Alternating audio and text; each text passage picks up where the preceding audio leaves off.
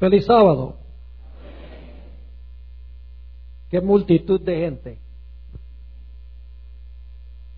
Esta es la clase de congregación que necesitamos en las noches cuando hacía frío. Yo creo que debe haber cerca de unas 1000 personas aquí entre los que están adentro y los que están en el patio. Gloria a Dios. No hay nada mejor que estar en la casa del Señor en su santo sábado. Esta mañana estamos culminando una serie de temas sobre las profecías de Daniel y Apocalipsis. Y he decidido presentar un tema que no es directamente profético en términos del futuro, pero sí tiene una relación estrecha con lo que hemos trazado durante el transcurso de esta semana. Nosotros los adventistas creemos, y la Biblia enseña, que la gran prueba final que va a dividir al mundo en dos grupos tiene que ver con el día de reposo. Por eso nosotros los adventistas nos encontramos en el templo de Dios en el día que Dios especificó, en el séptimo día, sábado. Mientras que la mayoría del mundo adora en otro día que la Biblia no presenta como el día de reposo. El pueblo de Dios se reúne en obediencia al Señor, guardando el santo día que Dios especificó claramente en su santa palabra. Antes de entrar a nuestro estudio, queremos hacer lo que siempre hacemos antes de abrir las páginas del libro de Dios, y es pedir que el Espíritu que inspiró la palabra pueda venir a explicárnosla y hacerla clara para nosotros. Así que inclinemos nuestros rostros y vamos a orar. Padre Celestial, muchas gracias por habernos permitido venir a este lugar en esta mañana, en este día radiante, para tributarte la honra y la gloria que tú te mereces. Y también para escuchar tu voz hablándonos a través de tu santa palabra. Pedimos, Padre, que esa palabra no regrese a ti vacía en esta mañana. Que nos des mentes claras para comprender lo que tienes para nosotros. Y que nos des corazones dispuestos, tiernos, para recibir la semilla de la verdad. Particularmente te ruego por las visitas que se encuentran en nuestro medio. Dales entendimiento especial a ellas, para que también puedan comprender y recibir tu mensaje. Te damos gracias por escuchar nuestra plegaria, porque te lo pedimos en el nombre de Jesús. Amén. En Éxodo capítulo 20 y el versículo 8 al 11, encontramos nosotros el cuarto mandamiento de la santa ley de Dios. El cuarto de los 10 mandamientos. Yo creo que para la mayoría de nosotros aquí en esta mañana no necesitamos ni siquiera buscar este pasaje en nuestras Biblias porque nos lo conocemos de memoria. Quiero especialmente recalcar el hecho de que el cuarto mandamiento nos dice que debemos guardar el sábado porque Dios hizo el sábado en la creación. Nos dice Éxodo 20 y el versículo 11 que en 6 días hizo Jehová los cielos, la tierra, el mar y todo lo que en ello hay. Y reposó el séptimo día y por lo tanto Dios bendijo el día de reposo y lo santificó, es decir, lo puso aparte como un día santo. Muchos cristianos dicen que el sábado en realidad fue hecho por Dios para los judíos. El problema con ese argumento es que el sábado existió mucho tiempo antes que existiera un judío. Obviamente ustedes saben que Adán y Eva no eran judíos. La palabra judío viene de Judá, uno de los hijos de Jacob. El sábado fue creado antes del pecado. Es parte del plan original de Dios. Fue creado cuando no había ningún judío. Es más, la Biblia nos dice en el libro de San Marcos, el capítulo 2 y el versículo 27, que el sábado fue hecho para el hombre, no para los judíos, sino que el sábado fue hecho originalmente para el hombre. Ahora, en esta mañana no vamos a estudiar el sábado desde la perspectiva de la creación.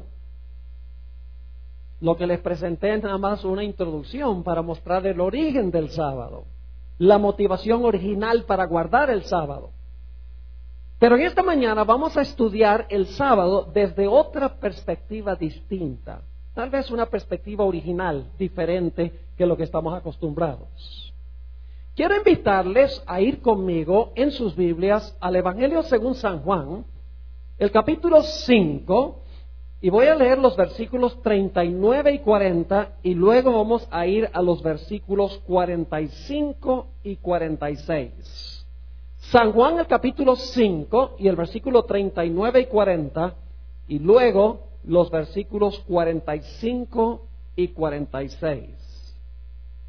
Hay muchos cristianos hoy en día que dicen que son cristianos del Nuevo Testamento.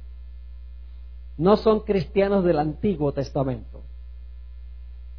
Les resulta difícil encontrar a Jesús en el Antiguo Testamento. Pero los textos que vamos a leer nos vamos a dar cuenta que todo el Antiguo Testamento está lleno de Cristo Jesús. Él es el centro del Antiguo, al igual que el Nuevo. Nota lo que dice Juan 5 y el versículo 39.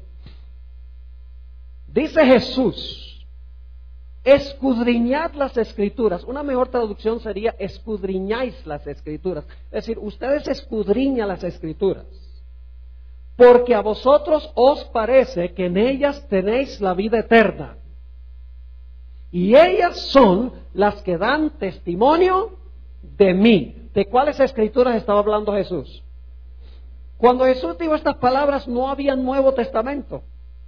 El primer libro del Nuevo Testamento fue escrito décadas después que Jesús dijo estas palabras. Así que cuando Jesús dijo aquí: escudriñáis las Escrituras, porque a vosotros os parece que en ellas tenéis la vida eterna, y ellas son las que dan testimonio de mí, Jesús estaba hablando de las Escrituras del Antiguo Testamento. Y luego en el versículo 40 Jesús dice: y no queréis venir a mí para que tengáis vida. Es decir, ustedes leen el Antiguo Testamento sin mí. Ustedes escudriñan las Escrituras, ustedes creen que al escudriñarlas van a tener la vida eterna, y sin embargo ustedes no quieren venir a mí, de quien hablan esas Escrituras. ¿Ve? Los judíos tenían el mismo problema que tienen las iglesias cristianas hoy en día. Los judíos no podían ver a Cristo en el Antiguo Testamento. Y muchos cristianos hoy tampoco ven a Cristo en el Antiguo Testamento. Es el mismo problema que existía allá y existe hoy en día. Ahora vamos al versículo 45, a donde se amplía este pensamiento.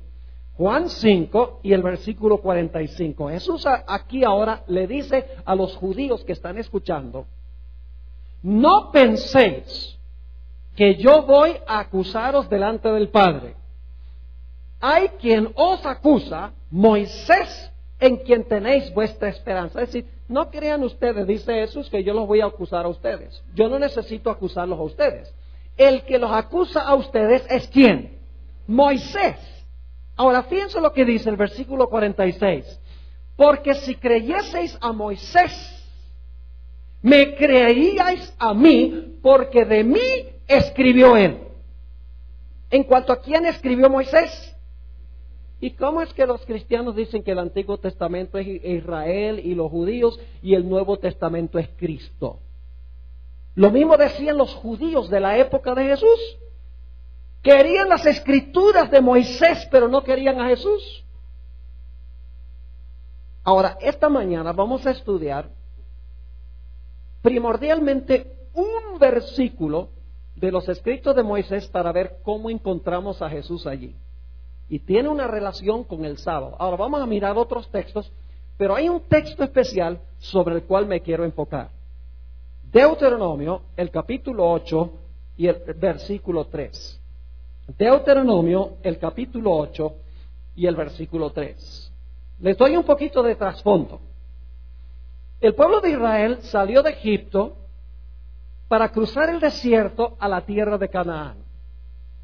Claro, cruzando un desierto y estando todo el tiempo en movimiento, el pueblo de Israel no podía sembrar. Y por lo tanto, ¿cómo podían ellos vivir por un periodo de años en el desierto sin poder sembrar y sin poder cosechar?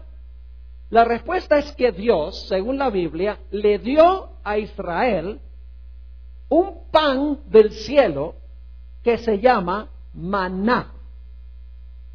Dios le dijo a Israel, yo les voy a llover pan de la panadería celestial. Y la Biblia dice que es pan de ángeles, no porque los ángeles lo comen, sino porque los ángeles son los que trabajan en la panadería de Dios. Ellos son los que hacen el pan. Por eso en el Salmo 78 se llama pan de ángeles. Ahora, cuando Dios llovió pan del cielo por primera vez, el pueblo de Israel salió y vio todo este alimento, todo este pan en el suelo, y empezaron a decir, maná, maná, que significa, ¿qué es esto? ¿Qué es esto? De ahí viene la palabra maná. ¿Qué es esto? Porque el pueblo de Israel nunca había visto maná. Ahora, la pregunta clave es, ¿por qué dio Dios el maná? ¿Cuál fue el propósito central por el cual Dios dio el maná a Israel? Generalmente cuando hago esta pregunta, la gente dice, bueno, Israel estaba cruzando el desierto, necesitaban comida, no podían sembrar y cosechar, así que Dios les dio el maná para satisfacer su necesidad de alimento físico. Pero yo quiero que leamos Deuteronomio 8:3 y van a darse cuenta que la razón principal por la cual Dios dio el maná no fue para que fuera alimento fisiológico. Dice allí, en Deuteronomio 8:3, Moisés está escribiendo después en cuanto a lo que sucedió en el pasado. Dice, hablándole a Israel, y te afligió, y te hizo tener hambre, y te sustentó con maná, comida que no conocías tú, ni tus padres la habían conocido. Y ahora viene la razón por la cual Dios dio el maná. Dice, para hacerte saber que no solo de pan vivirá el hombre, mas de todo lo que sale de la boca de Jehová vivirá el hombre. ¿Por qué dio Dios el maná? Para satisfacer sus necesidades físicas, primordialmente. Eso también, pero no es la razón central. Dice que Dios dio el maná para que Israel supiera que no debía vivir solo por pan, sino que debe vivir por toda palabra que sale de la boca de Dios. Ahora yo quiero preguntar, ¿qué representa entonces el maná? El maná representa la palabra de Dios. Se hace un paralelo entre el maná y la palabra de Dios. Ahora, quiero leerles otro pasaje a donde nos dice que el maná no era solo alimento físico. Vamos a 1 Corintios, el capítulo 10 y los versículos 1 al 4.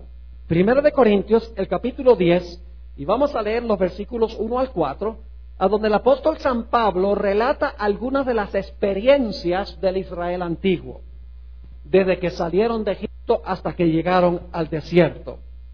1 Corintios, el capítulo 10 y el versículo 1 al 4. Fíjense que el maná era alimento físico, pero era más que alimento físico, porque representaba la palabra de Dios. Dice allí en 1 Corintios 10:1, porque no quiero, hermanos, que ignoréis que nuestros padres todos estuvieron bajo la nube, y todos pasaron el mar, y todos en Moisés fueron bautizados en la nube y en el mar, y todos comieron el mismo alimento. ¿Qué clase de alimento era el maná? ¿Físico? Sí, físico también. Pero era más que físico, era un alimento ¿qué? Espiritual. Y sigue diciendo, y todos bebieron la misma bebida espiritual, porque bebían de la roca espiritual que los seguía, y la roca era Cristo. ¿Era solamente alimento físico el maná? No, porque aquí el apóstol Pablo dice que era alimento ¿qué? Alimento espiritual. El maná representaba ¿qué cosa? La palabra de Dios. Pero ahora queremos hacernos la pregunta: ¿qué es la palabra de Dios? O mejor dicho, ¿quién es la palabra de Dios? La palabra de Dios es ¿quién? Jesús. Permítame leerles una cita muy interesante de Elena White en el Comentario Bíblico Adventista, tomo 5, página 1105. Una cita hermosa. Dice ella: lo que es el habla al pensamiento. Se piensa, luego habla, ¿verdad? Lo que es el habla al pensamiento es Cristo con el Padre invisible. Él es la manifestación del Padre y es llamado la palabra de Dios. Y ustedes conocen ese pasaje de San Juan, el capítulo 1 y el versículo 1 al 3. Se traduce al español: en el principio era el verbo, y el verbo era con Dios, y el verbo era Dios. Pero realmente la palabra en el griego es: en el principio era ¿qué? La palabra. Y la palabra era con Dios, y la palabra era Dios. Es decir, el maná representaba la palabra de Dios, y la palabra de Dios es ¿quién? Jesús. Es decir, el maná representaba a Cristo. Pero hay más.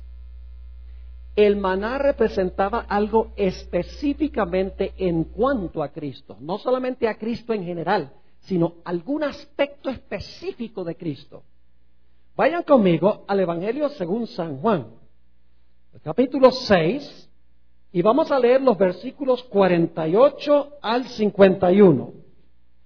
Juan 6, 48 al 51, para ver más específicamente qué representaba el maná o qué representa el maná. Sabemos que el maná es la palabra de Dios y la palabra de Dios es Cristo, pero el maná representa algo específico en cuanto a Cristo. Dice allí en Juan 6, 48, está hablando Jesús: yo soy el pan de vida. Vuestros padres comieron el maná en el desierto y murieron. Este es el pan que desciende del cielo, para que el que de él come no muera. Yo soy el pan vivo que descendió del cielo. Si alguno comiere de este pan, vivirá para siempre. Y ahora viene la parte clave. Y el pan que yo daré es mi carne, la cual yo daré por la vida del mundo. ¿Qué representaba más específicamente el maná? Representaba la carne de Cristo. Lo dice clarito. Nuevamente dice en el versículo 51, yo soy el pan vivo que descendió del cielo. Si alguno comiere de este pan, vivirá para siempre. Y el pan que yo daré es mi carne, la cual yo daré por la vida del mundo. No olviden este detalle tan importante. El maná representaba a Cristo, pero algo específicamente en cuanto a Cristo, representaba la carne de Cristo Jesús. Ahora ustedes se van a dar cuenta por qué es importante este detalle. Para entender el significado del maná, necesitamos regresar a Éxodo 16, a donde se relata la historia del maná. Ahora es interesante notar que en los primeros versículos del capítulo 16 Dios dice: yo voy a darles esta prueba del maná para ver si Israel va a andar en mi ley o no. Es decir, el asunto del maná era una prueba para ver si Israel iba a guardar la ley de Dios, específicamente el sábado. Ahora, hay un detalle muy interesante allí en Éxodo 16. ¿Y ustedes conocen esto? Cuando el maná caía, ¿cuántos días a la semana? El maná caía 6 días a la semana. ¿Cuál es el único día cuando el maná no caía? El sábado. Ahora, ¿qué sucedía cuando el maná se recogía del lunes para el martes? 2 cosas pasaban. Vamos a leerlo. Éxodo 16 y el versículo 19 y 20. Cuando el maná se recogía cualquier día para otro día que no fuera viernes para sábado, 2 cosas sucedían con el maná. Note lo que dice Éxodo 16 y el versículo 19 y 20.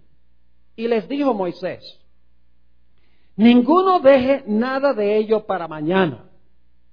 Mas ellos no obedecieron a Moisés, sino que algunos dejaron de ello para otro día. Y luego, ¿qué dice? Y crió gusanos y hedió.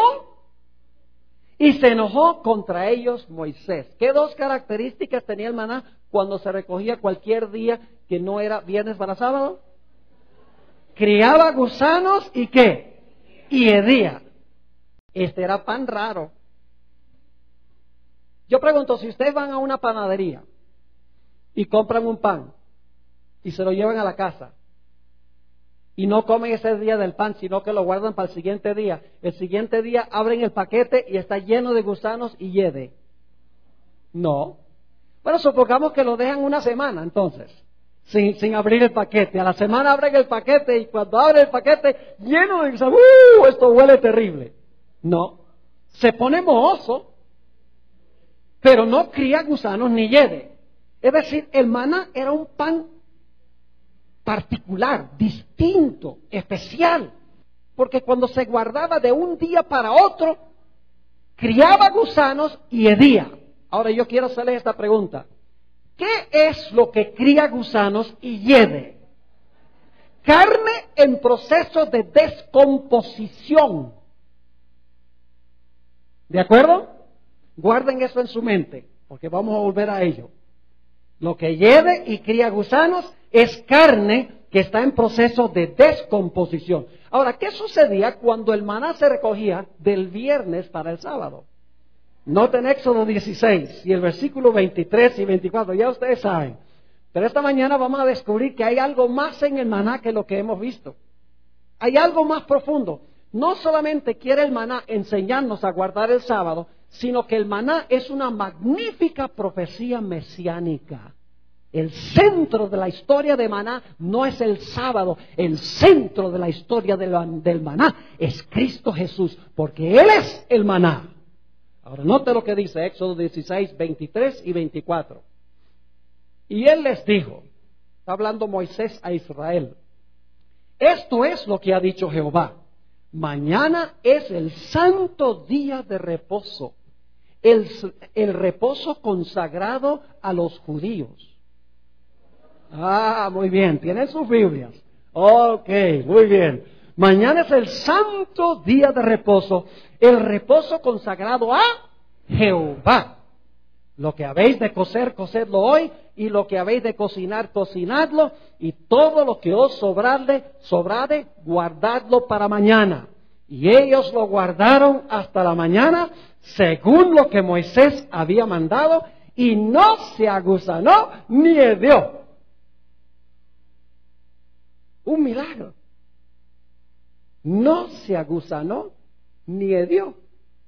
Es decir, cuando recogían el maná el viernes, el sexto día, y lo guardaban para el sábado, el séptimo día, el maná estaba tan fresco el sábado como había estado el viernes. ¿Y el maná representa qué? La carne de Jesús. Ahora ustedes dicen, ¿por qué es importante esto? Para entenderlo plenamente necesitamos ir hacia adelante a los evangelios, a los 4 evangelios. Vayan conmigo a Mateo 27 y el versículo 46. Vamos a hacer un paréntesis ahora en lo que estamos estudiando del maná para estudiar la cronología de la pasión de Jesús, porque no vamos a entender la lección que Dios quiere enseñar con el maná al menos que entendamos la cronología de la pasión de Jesús.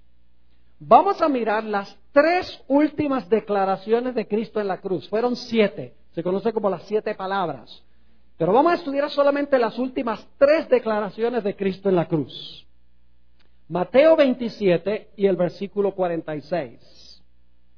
Jesús está en la cruz del Calvario y nos dice allí, cerca de la hora 9. ¿Era la hora 9? No, todavía no había llegado. Cerca. Dice, era la hora 9. ¿Saben qué horas es la hora 9? Las 3 de la tarde. Porque los judíos calculaban el tiempo diferente que nosotros. Nosotros decimos las 6 de la mañana, las 9, las 12, las 3 y las 6. Los judíos decían la hora primera, la hora tercera, la hora sexta, la hora novena y la hora número 12. Por eso Jesús dijo, no hay 12 horas en un día. ¿Recuerdan que Jesús dijo eso? Es decir, la hora novena era a las 3 de la tarde. Jesús hizo esta declaración no a las 3, sino cerca de las 3, casi llegando a las 3. Así que dice, cerca de la hora novena, Jesús clamó a gran voz diciendo, Elí, Elí, lama sabactani. Esto es, Dios mío, ¿por qué me has desamparado? Todavía no era la hora novena, todavía no eran las 3 de la tarde, era cerca de las 3 de la tarde. Estudiamos ahora la penúltima declaración de Cristo en la cruz. Juan 19 y el versículo 30. Juan 19 y el versículo 30. La penúltima declaración de Jesús, de las 7 declaraciones de Cristo en la cruz. Dice allí, en un texto muy bien conocido, Juan 19 y el versículo 30, cuando Jesús hubo tomado el vinagre, dijo, ¿qué cosa? Consumado es. Y habiendo inclinado la cabeza, entregó el Espíritu. Pero ahora escuchen bien. Jesús hizo otra declaración antes de entregar el Espíritu. Lo que pasa es que no está en Juan, sino que está en Lucas. Por eso tenemos 4 evangelios, porque al estudiar los 4 evangelios sabemos la historia completa. Vamos a Lucas, el capítulo 23 y el versículo 46 para ver cuál es la última declaración de Cristo en la cruz antes de morir. Lucas 23 y el versículo 46.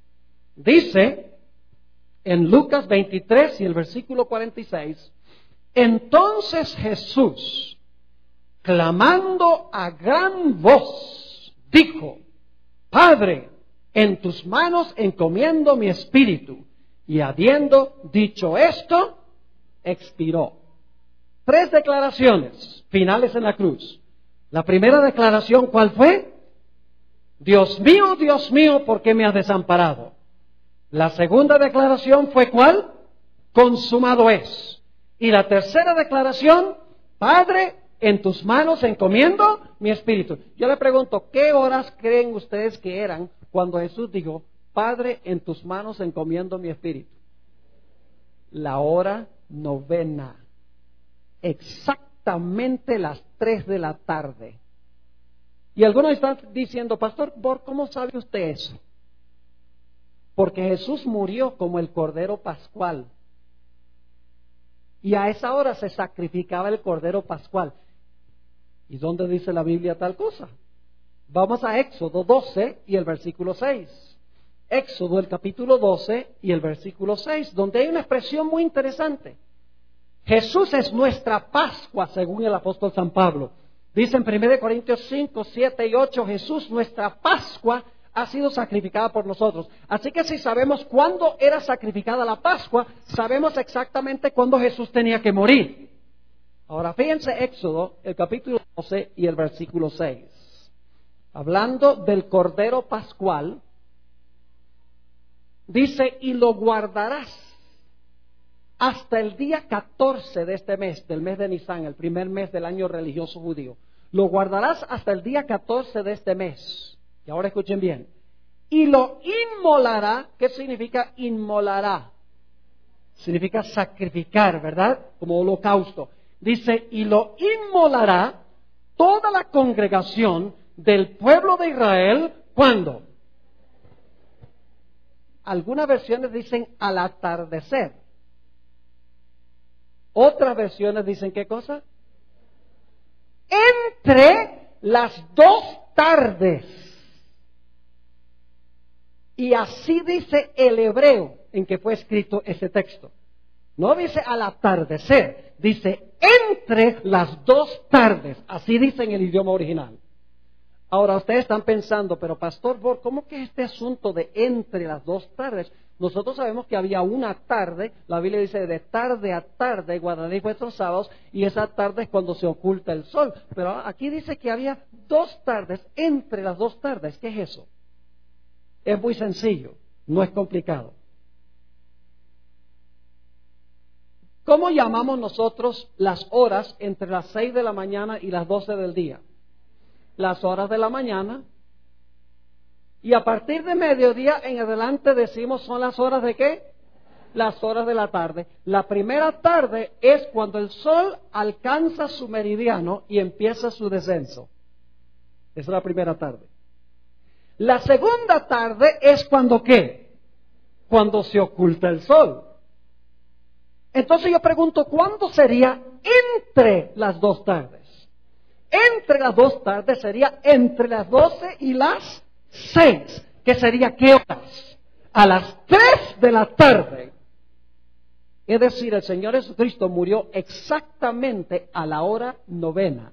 Su primera declaración fue cerca de la hora novena. La segunda, más cerca de la hora novena. Y cuando Jesús dijo, Padre, en tus manos encomiendo mi espíritu, y expiró, en ese momento llegaron las 3 de la tarde, exactamente entre las dos tardes.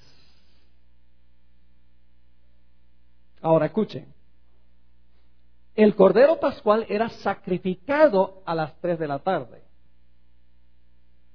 Pero luego era necesario preparar el Cordero Pascual para que cuando se ocultara el sol, el pueblo de Israel participara del Cordero Pascual y el pueblo de Israel comiera pan sin levadura cuando se ocultara el sol. Es decir, que se necesitaba preparar el Cordero. Había un proceso de preparación. Y entonces, después de la preparación, la gente participaba, comía el Cordero y participaba de pan sin levadura ya cuando se ocultaba el sol. Y entonces ya no era el 14 de Nisan, sino era el 15 de Nisan, cuando en verdad se comía el Cordero. Era sacrificado el 14 a las 3 de la tarde, pero el pueblo participaba de él después de la puesta del sol el 14, el 15 de Nisan, que compensaba la fiesta del pan sin levadura. Y entre ese tiempo se preparaba el Cordero para que el pueblo participara de él. Ahora yo quiero preguntarles, después de la muerte de Cristo, ¿fue necesario un proceso de preparación antes de que Jesús fuera sepultado? Claro que sí. Escuchen todo lo que tuvo que pasar. Era necesario que José de Arimatea fuera a pedir su cuerpo, según dicen los evangelios.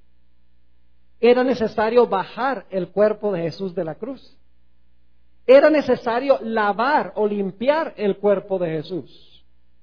Luego fue necesario envolver el cuerpo de Jesús en lienzos y transportarlo al lugar de la sepultura, colocarlo dentro de la bóveda y luego rodar la gigantesca piedra delante del sepulcro.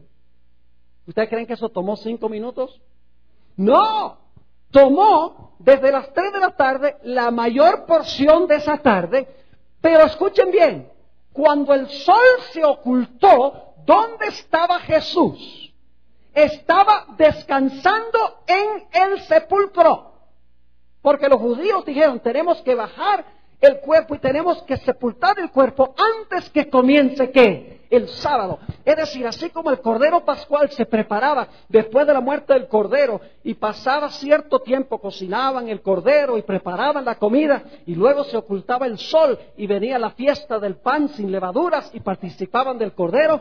De la misma manera, entre las 3 de la tarde y la puesta del sol, se preparó el cuerpo del verdadero Cordero de Dios que quita el pecado del mundo y luego fue depositado en el sepulcro inmediatamente antes de comenzar el sábado, lo cual significa que tiene que haber reposado en el sepulcro las 24 horas del sábado.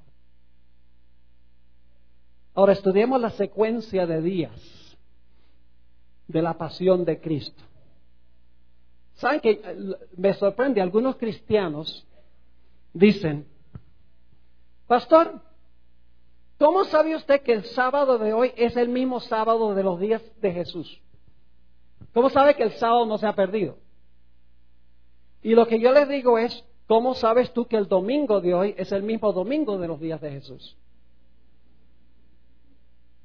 Porque van a la iglesia el domingo, dicen, porque Cristo resucitó este día el domingo. Pues si el domingo es el mismo día, el sábado es también. No se perdió. Lo que pasa es que la gente busca excusas para tener que guardar el sábado. Y yo no me explico por qué razón. Porque el sábado fue un regalo de Dios a la raza humana. Es uno de los regalos más preciosos que Dios puede haberle dado al hombre. No algo, sino tiempo. Dios dice, te voy a dar 24 horas de tiempo que voy a pasar contigo. ¡Qué glorioso regalo! Y sin embargo, muchos cristianos dicen, no, no me gusta eso, el sábado es un yugo de servidumbre. Y prefieren llevar adelante sus propias obras y sus propios trabajos, ir de compras, escuchar el radio, ver partidos de fútbol y llevar la vida adelante como de común y desacrar el santo día sábado de Dios. Ahora vamos a mirar la secuencia de días. Lucas 23 y el versículo 54. Lucas 23 y el versículo 54. La secuencia bíblica es clara. ¿Qué día murió Jesús? Viernes. ¿Cómo le dicen los cristianos a ese día? Viernes Santo, muy bien. ¿Y qué día reposó Jesús en el sepulcro? El sábado. ¿Qué día resucitó? El domingo, el primer día de la semana. Ahora, fíjense, la Biblia corrobora eso. Lucas 23, 54. Era el día de la preparación. Y estaba para comenzar el día de reposo. ¿Qué día murió Jesús? El viernes, porque dice estaba por comenzar el sábado. No había comenzado, es decir, el viernes murió Jesús. Y ahora escuchen el versículo 55. Y las mujeres que habían venido con él desde Galilea, siguieron también y vieron el sepulcro y cómo fue puesto su ¿qué? ¿Cómo fue puesto su cuerpo? ¿Lo pusieron ahí antes de comenzar el sábado? Sí, Señor, porque sigue diciendo en el versículo 56, y vueltas prepararon especies aromáticas y ungüentos, y luego ¿qué hicieron? Y descansaron el día de reposo, o descansaron el sábado, conforme al mandamiento. ¿Cuál mandamiento? 6 días trabajarás y harás toda tu obra, mas el séptimo día es sábado de Jehová tu Dios. ¿Esas mujeres pensaban que el día de reposo se iba a cambiar? No, porque dice que reposaron el sábado conforme al mandamiento. Y mientras Jesús reposaba dentro del sepulcro, ellas estaban reposando ¿dónde? Afuera. Ahora quiero preguntarles, ¿cómo creen ustedes que fue el reposo de esas mujeres ese sábado? Estaban felices y contentas y alegres, ¿verdad? Fue un día amargo para ellos. ¿Por qué razón? Porque su maestro estaba muerto. ¿Cómo podían concentrarse en algo que no fuera el hecho de que su maestro estaba en el sepulcro y estaba muerto? A quien más amaban de cualquier persona en el planeta Tierra, ahora estaba muerto y estaba en el sepulcro. Ese día tiene que haber sido un día de tortura. ¿Y saben lo que dicen muchos cristianos? Dicen, ustedes los adventistas guardan el sábado que fue un día triste. Pero nosotros guardamos el domingo que fue un día feliz porque Jesús había resucitado. Y suena bonito el argumento, pero no funciona. Yo pregunto, ¿Jesús había advertido a los discípulos y a las mujeres que él iba a morir, sí o no? ¿Les había dicho que iba a permanecer en el sepulcro? ¿Había dicho claramente múltiples veces que iba a resucitar el tercer día? Yo pregunto, si las mujeres hubieran creído lo que dijo Jesús, ¿cómo hubiera sido ese sábado? Un día de gloriosa expectativa. Hubieran pensado, el maestro vivió su vida perfecta para darme esa vida a mí si yo la reclamo. Y Jesús murió la muerte que yo debo sufrir por mis pecados. Jesús ha hecho provisión para la salvación y ahora está reposando en el sepulcro, pero mañana va a salir. ¿Cómo hubiera sido ese día si hubieran entendido? Hubiera sido un día lleno de felicidad y de gozo y de gloriosa expectativa. No era el propósito de Dios que fuese un día triste. Además de eso, ¿saben algo interesante? El domingo no fue ningún día feliz. Porque el domingo en la noche, Dice la Biblia que los discípulos ni siquiera creían que Jesús había resucitado. Entonces, si no creían que había resucitado, ¿cómo podían estar felices? Lo que pasa es que la gente no lee la Biblia con cuidado. Un pastor se para y dice, el sábado fue triste, el domingo fue feliz. Y, yo me quedo con el domingo, dice la gente. Pero no va a la Biblia para ver que Jesús había advertido que él iba a morir, iba a reposar, iba a resucitar. Debería haber sido un sábado de gloriosa expectativa, un día de gozo y de felicidad. Y además de eso, el domingo no fue ningún día feliz, porque los discípulos todo el día domingo no creían que Jesús había resucitado. Inclusive los dos discípulos que iban en camino a Emaús, el domingo en la tarde, Jesús empieza a caminar con ellos y ellos dicen, nosotros pensábamos que Él era el que iba a redimir a Israel. Entonces el domingo no fue ningún día feliz. Estaban igualmente tristes. Hasta el domingo en la noche, que según la Biblia, domingo en la noche es ¿qué? El lunes en la noche, según el cálculo bíblico. Allí fue que ellos se dieron cuenta de que Jesús había resucitado y se llenaron de gozo y de felicidad. Permítame leerles una cita aquí, en un artículo que escribió Elena White, titulado El varón de dolores. Le pregunto, ¿cuántos días trabajó Jesús en la creación? ¿Qué día terminó Jesús su obra de creación? ¿Qué hizo Jesús el séptimo día después de su obra de creación? Descansó. Jesús trabajó para salvarnos. ¿Qué día terminó Jesús? ¿Qué día digo Jesús? Se terminó, consumado es. ¿Qué día terminó su obra de redención?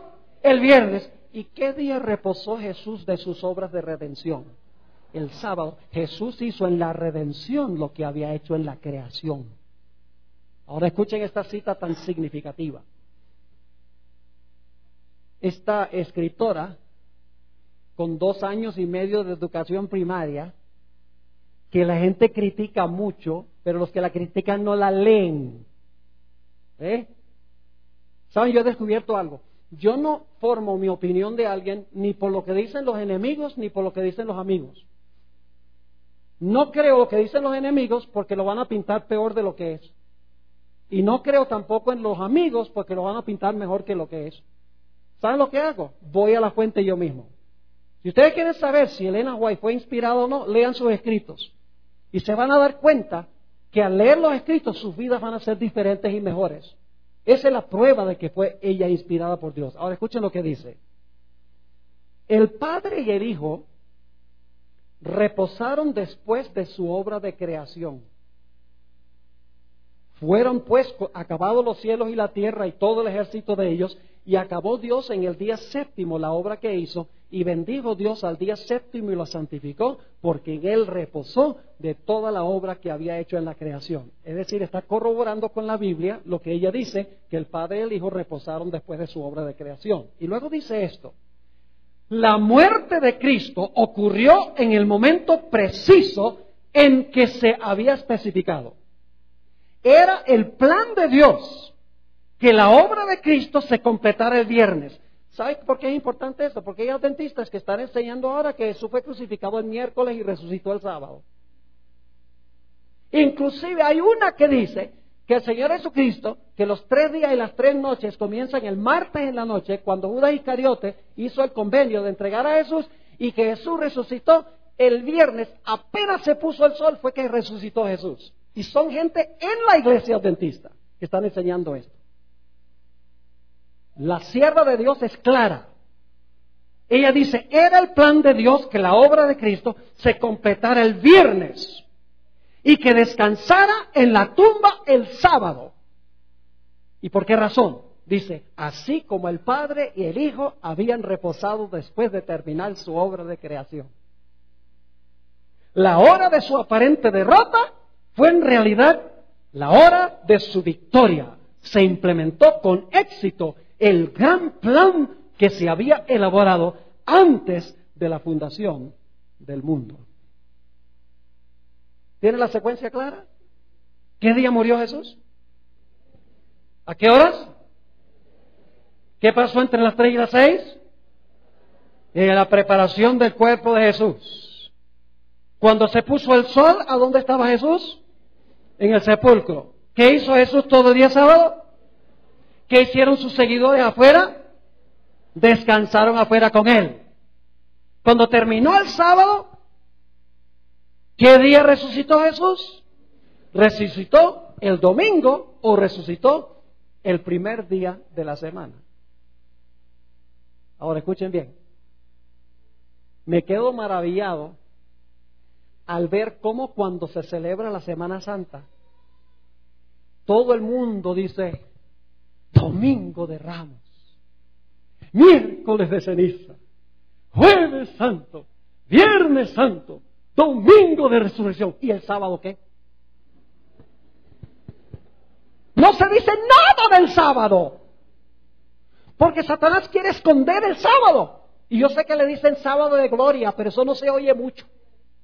O sábado la Virgen también le dice, pero no se dice casi nada del sábado. Es jueves santo y viernes santo, domingo de resurrección, miércoles de ceniza y domingo de Ramos, y se exaltan todos los días, y el sábado como que se pierde, porque Satanás odia el sábado, porque el sábado nos recuerda del Creador y del Redentor.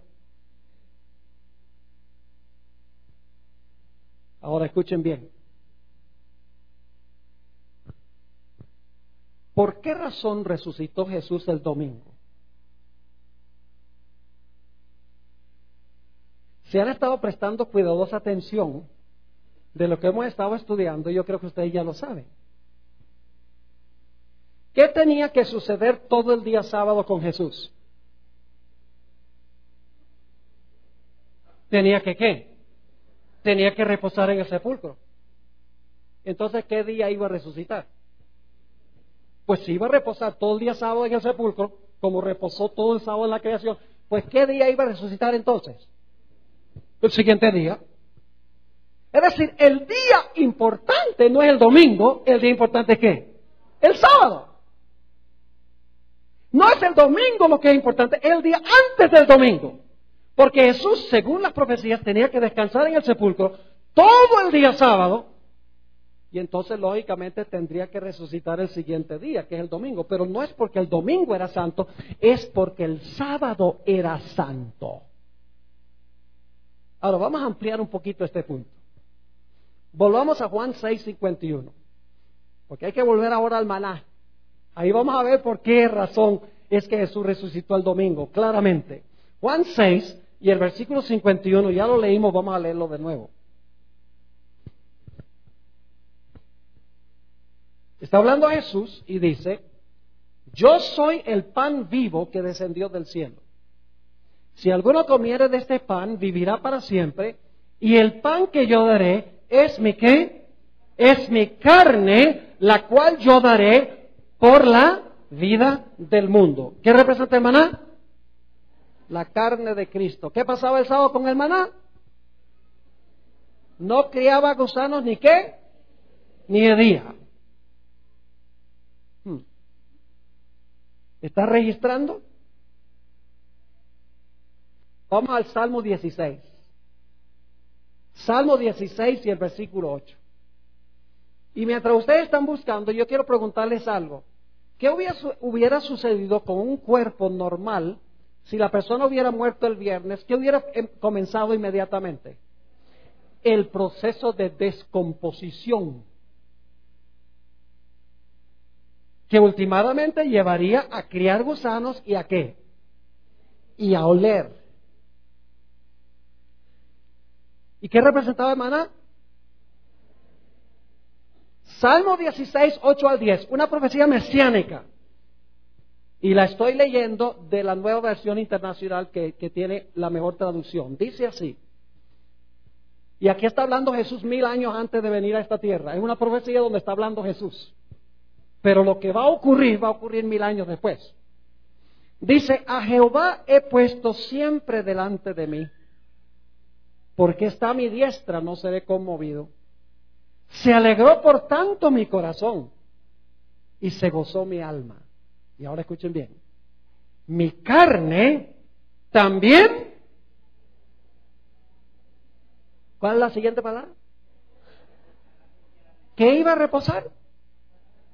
¿De quién? Dice, mi carne también reposará confiadamente. ¿Por qué la carne de Cristo iba a reposar confiadamente? Y usted dice, y usted no lo ha comprobado de que eso está hablando de Cristo. En un momento lo voy a hacer. Pero note que dice, mi carne también reposará confiadamente. ¿Por qué razón? Dice, porque no dejarás mi alma. Una mejor traducción sería vida. La palabra nefesh muchas veces en el Antiguo Testamento se traduce vida. No dejarás mi vida en el Seol, que es el sepulcro, ni permitirás que tu santo vea corrupción. ¿Por qué es que la carne de esta profecía mesiánica iba a reposar confiadamente? Porque la carne no iba a ser dejada en el sepulcro, ni iba a haber, ¿qué cosa? Corrupción. Y usted dice, pastor, ¿cómo sabe usted que esto se refiere a Jesús? Sencillamente porque el apóstol Pedro lo dice así. El apóstol Pedro cita este pasaje. Después del día del Pentecostés, cuando se derramó el Espíritu Santo, el apóstol Pedro da un sermón explicando este salmo que acabamos de leer. Vayan conmigo a Hechos 2 y el versículo 25, 26 y 27.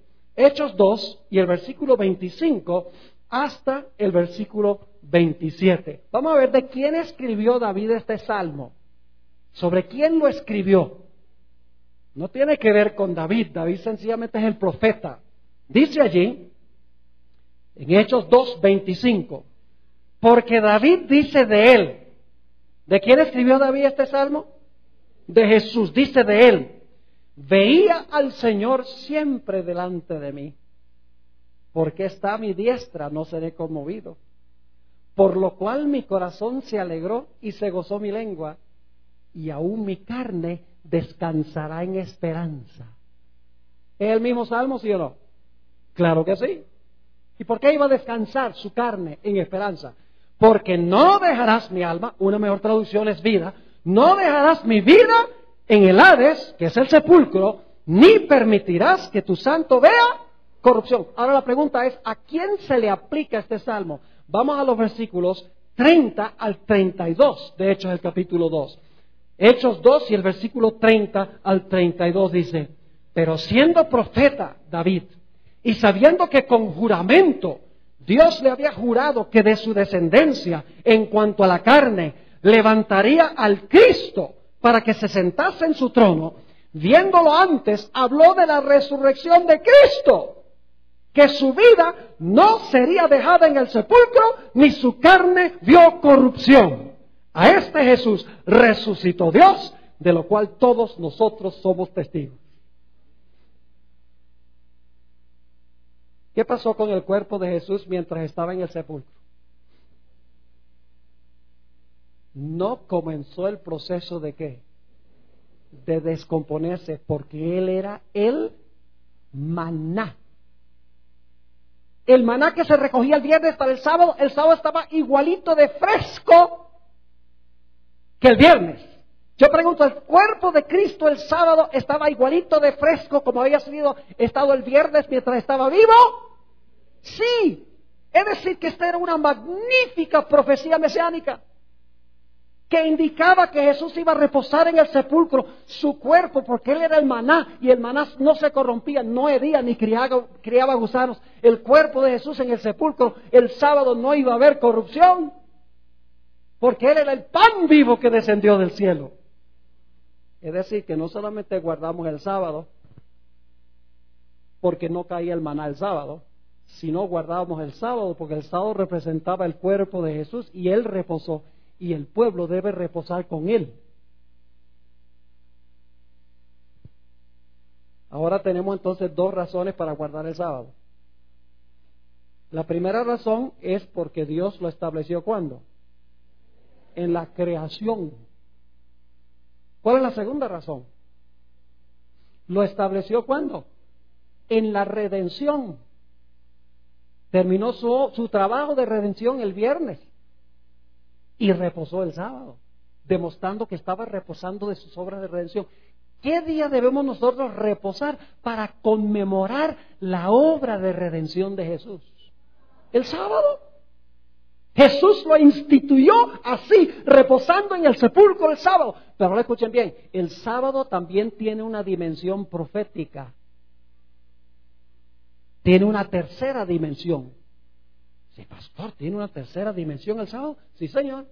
Vayan conmigo a Isaías 66 y el versículo 22 y 23. Isaías 66 y el versículo 22 y 23. Un pasaje que ustedes conocen muy bien. Está hablando del futuro. ¿Hay alguna futura dimensión del sábado? Claro que sí. Dice allí en Isaías 66, 22. Porque como los cielos nuevos y la nueva tierra que yo hago, ¿qué va a hacer Dios? Cielos nuevos y tierra nueva que yo hago, permanecerán delante de mí, dice Jehová. Así permanecerá vuestra descendencia y vuestro nombre. Y de mes en mes. ¿Por qué de mes en mes? Porque en la Nueva Jerusalén hay un árbol que se llama el árbol de la vida y produce su fruto cada mes. Es decir, vamos a ir mensualmente a comer del árbol. Pero no solo mensualmente. Porque dice, de mes en mes y de domingo en domingo. Ah, muy bien. Están despiertos todavía. ¿Qué dice? De sábado en sábado. Vendrán todos a adorar delante de mí, dijo Jehová. ¿Cuál será el día que conmemorará la creación de cielos nuevos y tierra nueva? El sábado. ¿Cómo es que los cristianos hoy en día dicen sábado en la creación, sábado cuando Jesús murió, sábado en la tierra nueva, pero mientras tanto el domingo? El plan de Dios con el sábado nunca ha cambiado. Es el mismo plan de comienzo a fin, desde el cielos y tierra nueva al principio, cielos y tierra nueva al final de la historia. El plan de Dios nunca cambió. Y ahora escuchen bien. Cuando Dios creó este mundo, ¿Adán y Eva vieron a Dios crear algo? No. El primer día, Dios dice que creó la luz. Adán y Eva no andaban por ahí todavía. Segundo día, cuando creó el firmamento, ¿vieron Adán y Eva la creación del firmamento? No. ¿Vieron la creación de la tierra seca, las plantas, los árboles, las flores? No. ¿Vieron a Dios ubicar el sol, la luna y las estrellas en sus lugares? No. ¿Vieron la creación de las aves? No. ¿De los peces? ¿De los animales terrestres? ¿Vio Dios a Adán, a Dios crearlo a él? No, realmente Dios lo creó y ahí estaba. Ahora escuchen esto, qué interesante. Que cuando Dios creó a Eva, durmió Adán, así que Adán ni siquiera vio la creación de Eva. ¿Cómo podían estar seguros Adán y Eva de que Dios era el creador? No por vista, sino por fe. Dios le dijo, yo hice todo esto y los hice a ustedes. ¿Cómo podían estar Adán y Eva seguros de que Dios les estaba diciendo la verdad? Sencillamente tenían que aceptarlo como por fe. Pero ahora escuchen, cuando Dios haga cielos nuevos y tierra nueva va a ser diferente. ¿En cuántos días creen ustedes que Dios va a hacer cielos nuevos y tierra nueva? ¿Sabe? Por un tiempo yo pensaba que cuando Dios haga cielos nuevos y tierra nueva va a decir, haya cielos nuevos y tierra nueva, todo está ahí. Ya no creo eso. Dios va a crear este mundo en 6 días, como lo hizo al principio. Y usted dice, pastor, ¿cómo sabe usted eso? Es muy sencillo. Usted no puede guardar el séptimo, al menos que tenga los primeros 6.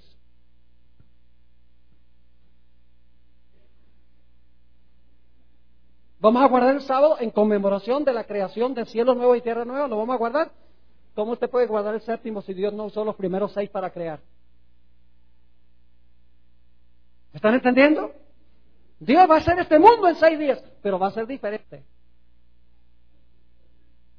Porque al principio Adán y Eva no vieron a Dios crear nada, pero cuando Dios haga cielos nuevos y tierra nueva, nosotros vamos a estar ahí viéndolo.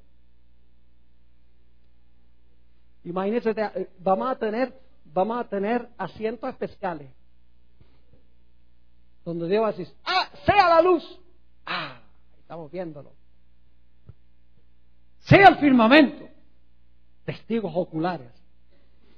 Produzca la tierra plantas y árboles y flores. Dios tiene que crear plantas y árboles y flores porque el sol quemó todo bajo la cuarta plaga antes de la segunda venida.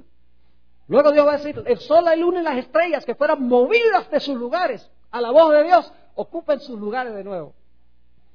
Y Dios va a decir, ahora haya aves en los cielos y peces en los mares. Y ahora burbujean las aguas y se oyen los trinos de las aves, de los pájaros. Y luego entonces Dios dice, produzca la tierra seres vivientes. Y ahora aparecen todos los animales terrestres perfectos. El león sentado con el cordero.